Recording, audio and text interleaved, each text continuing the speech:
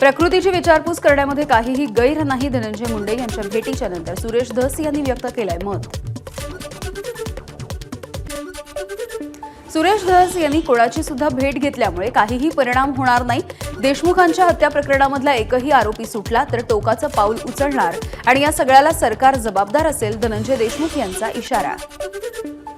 बावनकुळे, धनंजय मुंडे आणि सुरेश धस 4.5 तास एकत्र होते. खुद्द चंद्रशेखर बावनकुळे यांचा दावा, धस आणि मुंडे यांच्यामध्ये मतभेद आहेत पण मनभेद नाहीत.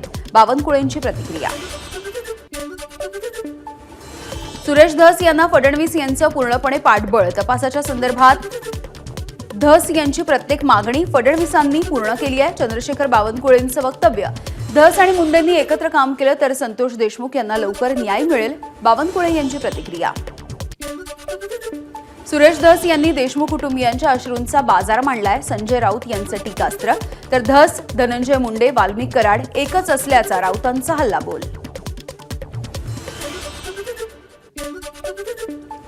सुरेश धस फक्त राजकारणासाठी लढत होते हे आता सिद्ध झालंय. अंजली दमानिया यांची धस आणि मुंडेंच्या भेटीच्या नंतर प्रतिक्रिया.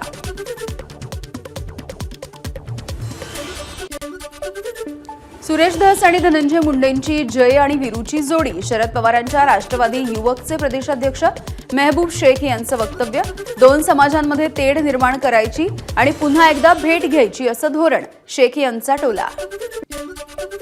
धस आणि मुंडे भेटीचा मुद्दा देशमुख हत्या प्रकरणावरून लक्ष हटवण्यासाठीच करुणा मुंडे यांचा आरोप, तर ब्रह्मास्त्र काढणार, मुख्यमंत्र्यांना पुरावे देणार, करुणा मुंडे यांचा हल्लाबोल. संतोष देशमुख यांच्या हत्या प्रकरणामधल्या आरोपींना फाशी झाली पाहिजे, खासदार बजरंग सोनवणे यांची मागणी. संतोष देशमुख हत्या प्रकरणामध्ये भाजप राजकारण करत असल्याचा सोनवणे यांचा आरोप. सुरेश धस हे मॅनेज होणार नाहीत असा विश्वास धनंजय मुंडे.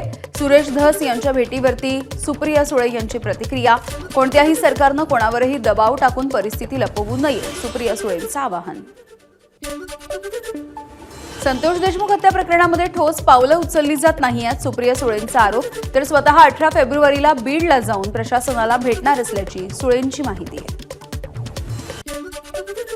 बीडमध्ये शरद पवारांच्या राष्ट्रवादीची आज महत्त्वाची बैठक. स्थानिक स्वराज्य संस्थांच्या निवडणुकीच्या पार्श्वभूमीवरती या बैठकीचं आयोजन.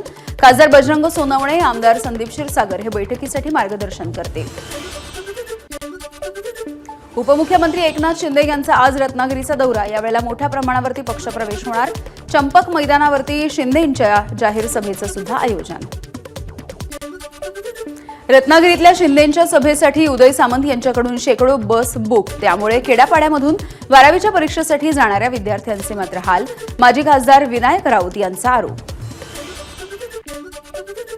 शिंदेंच्या दौऱ्यासाठी एसटी बसेस बुक करत असताना 10वी-12वीच्या विद्यार्थ्यांची कोणतीही गैरसोय होणार नाही याची पूर्णपणे काळजी घेतली गेली आहे.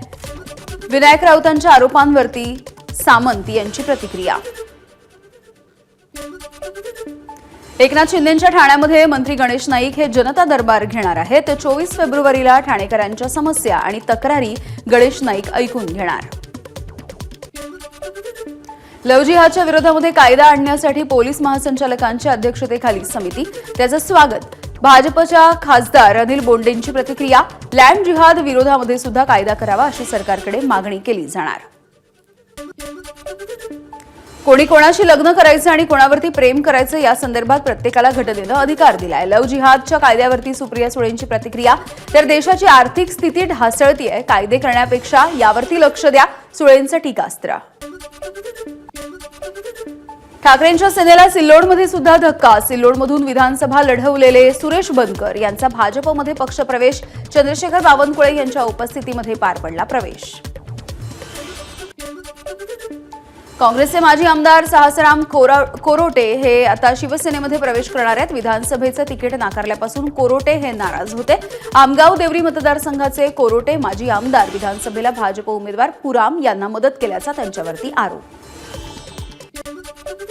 पुण्यामध्ये मंत्री नितेश राणे यांच्या विरोधामध्ये शरद पवारांच्या राष्ट्रवादीकडून बॅनरबाजी. सत्तेचा माज बरा नव्हे मंत्री साहेब. निधी वाटपावरून राणेंनी केलेल्या वक्तव्यावरून बॅनरच्या माध्यमातून टीका. तुळजापुरातील तुळजाभवानी देवीच्या गाभाऱ्यामध्ये तडे गेलेल्या शिळांना जॅकचा आधार देण्यात आलाय। गाभाऱ्यामधील 4 शिळांना तडे गेल्याचं महिनाभरापूर्वी उघड झालं होतं, मात्र तरी सुद्धा पुरातत्व विभाग आणि मंदिर प्रशासनाकडून ठोस उपाययोजना नाही। 1 मार्च पासून शनी शिंगणापूरच्या शनिदेवाचा ब्रँडेड तेलानंच करावा लागणार अभिषेक। भेसळीच्या तेलानं शिळेची झीज रोखण्यासाठी शनी शिंगणापूर देवस्थानचा निर्णय। नागपूरमध्ये जीबीएसमुळे 45 वर्षाच्या व्यक्तीचा मृत्यू, तर आणखी 2 रुग्ण सध्या आयसीयूमध्ये। सांगलीमध्ये जीबीएसमुळे 2 जणांचा मृत्यू, मृतांमध्ये कर्नाटकामधल्या हुक्केरी इथल्या एका मुलाचा तर सोलापूरमधल्या सांगोल्यातल्या वृद्ध महिलेचा सुद्धा समावेश। कोल्हापुरातील परप्रांतीय व्यापाऱ्यांकडून खंडणी उकळल्याचा प्रकार समोर। खंडणीच्या संदर्भात सत्ताधारी पक्षातील महत्त्वाचा पदाधिकारी असलेल्या भाऊचं फोन रेकॉर्डिंग सध्या व्हायरल, गुन्हा दाखल। केसरी टूर्सचे संस्थापक केसरीभाऊ पाटील यांचं वृद्धापकाळानं निधन। पर्यटन क्षेत्रामधील विद्यापीठ अशी केसरीभाऊंची ओळख होती। वयाच्या 50व्या वर्षी त्यांनी जगविख्यात केसरी टूर्स कंपनी स्थापन केली होती।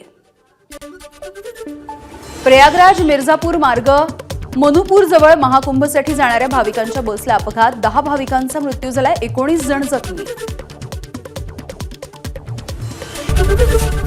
एबीपी माझा, उघडा डोळे बघा नीट।